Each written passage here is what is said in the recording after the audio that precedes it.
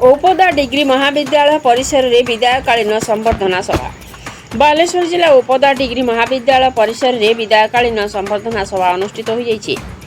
संस्कृत विभाग मुख्य प्राध्यापक द्वारिकानाथ शतपथी सभापति अनुष्ठित सभारे मुख्य अतिथि भाव महाविद्यालय अध्यक्ष मोहन चरण साहू जोगदे शुभ उद्घाटन कर वक्तव्य प्रदान करथिले।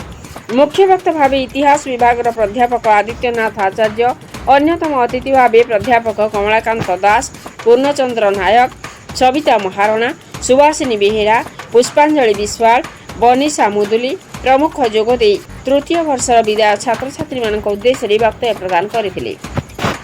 परे सुधाराणी बारिक, मोनालिसा बेहेरा, ममताराणी बेहेरा, कविता बेहेरा, सुलेखा बेहेरा, प्रज्ञा बेहेरा, रश्मिता बेहेरा, प्रमीला सेनापति, मनस्विनी प्रधान, करिश्मा दास, मधुस्मिता दास, सौदामिनी पंडा, वर्षाराणी गिरी, अलिभा नायक, ममतांजलि राउत, शुभसंध्या सेठी, शुभस्मिता त्रिपाठी, शीतल महापात्र, सुनिष्पा महांती, प्रदीप बेहेरा और गौरांग साहू प्रमुख विदायी छात्र छात्री मानक अतिथि माने गोलाप और चारा गछ दे संबर्धित करथिले।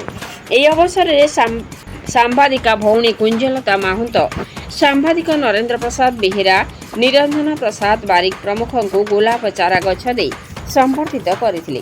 महाविद्यालय अध्यक्ष मोहन चरण साहू तांका सहयोग करथिले। प्राध्यापक द्वारिकानाथ शतपथी एवं आदित्यनाथ आचार्य प्रथम और द्वितीय वर्षर छात्र छात्री माने तृतीय अर्थात शेष वर्षर छात्र छात्री मानकु विदायकालीन संबर्धना जणाइथिले।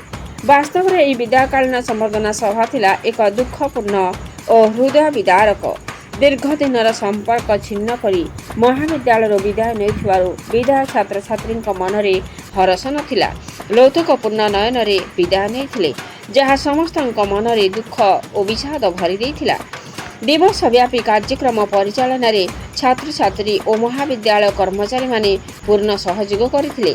शेषरे नीलकंठ दासंक धन्यवाद परे सभापति सभा सांग करथिले। बालेश्वर नरेंद्र प्रसाद बेहेरा रिपोर्ट मसीहा न्यूज। आपण मसीहा न्यूज यूट्यूब चैनल को सब्सक्राइब कलेनी कि? जदि करिनाहंती एबे करिनियंतु। एहा सह मसीहा न्यूज रो फेसबुक पेज को और ट्विटर को फॉलो करंतु। तासह मसीहा न्यूज रो ऐप आसीगलानी।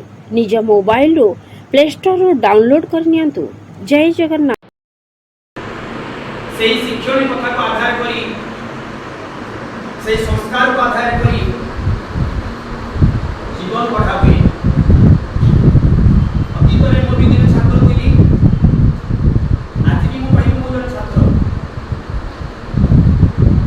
मो जन शिक्षक हिसाब से अध्यापक हिसाब से निकटे शिक्षा ग्रहण करुवा सदर छात्र छात्री मानू केवल कर्तव्य पालन स्वरूप शिक्षा दिया जाउछि, संस्कार दिया जाउछि, नीति आदर्श विषय सूची दिया जाउछि। किंतु एक कथा बुझिबार आवश्यकता अछि, ए जीवन जहार आरंभ कार्य शेष होबो,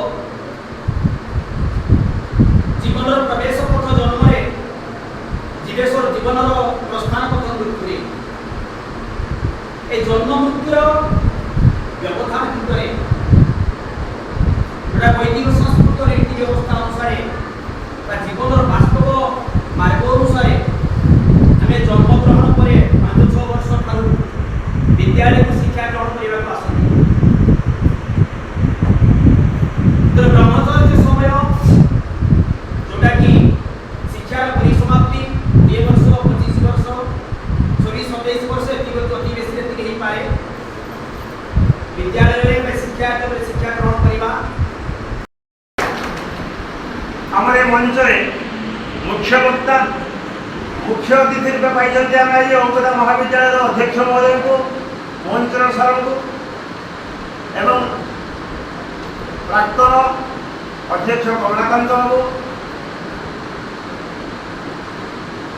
अर्थनीति विभाग प्राध्यापक मनु बाबू, इतिहास विभाग प्राध्यापिका सविता मैडम, ओडिया विभाग प्राध्यापिका बनीसा मैडम,